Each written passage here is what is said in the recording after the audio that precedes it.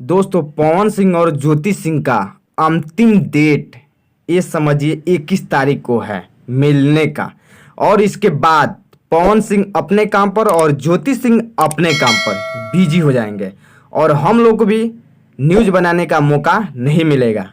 तो जितना भी न्यूज़ है 21 तारीख तक बन जा रहा है, उसके बाद से अन्य टॉपिक पर वीडियो बनेगा। और दोस्तों आपसे बता दूं, भोजपुरी रियलिटी अगर सच्चा फैन है तो प्लीज़ वीडियो को लाइक करिए और चैनल को सब्सक्राइब करिए, बगल वाला जो घंटा के निशान उसे दबा दीजिए। दोस्तों आपसे बता दूं कि पवन सिंह और ज्योति सिंह हमेशा सुर्खियों में छाए रहते हैं और इसी वजह से ये लोग सुपरस्टार कहलाते हैं। लेकिन कुछ चंद बातों के लिए पवन सिंह और ज्योति सिंह में इतना बड़ा विवाद हो गया है जिससे पवन सिंह और ज्योति सिंह एक दूसरे से मिलने के लिए राजी नहीं है। इसी बात पर पवन सिंह और ज्योति सिंह एक दूसरे से मतलब समझौता करना चाहते हैं।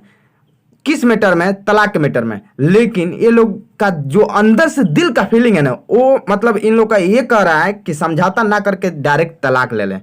तलाक लेने से इन लोग का कैरियर तो सुधार हो जाएगा, लेकिन इनका जो जिंदगी है ना इसको तहस नहस हो जाएगा, ज्योति सिंह का भी और पवन सिंह का भी।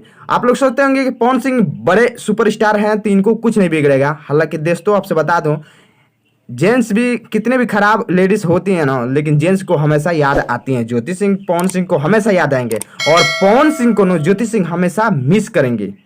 आप समझ सकते हैं। अगर लड़की वीडियो देख रहे हैं तो लड़की समझ लीजिए और जेंट्स है तो जेंट्स में समझ लीजिए, ठीक है ना।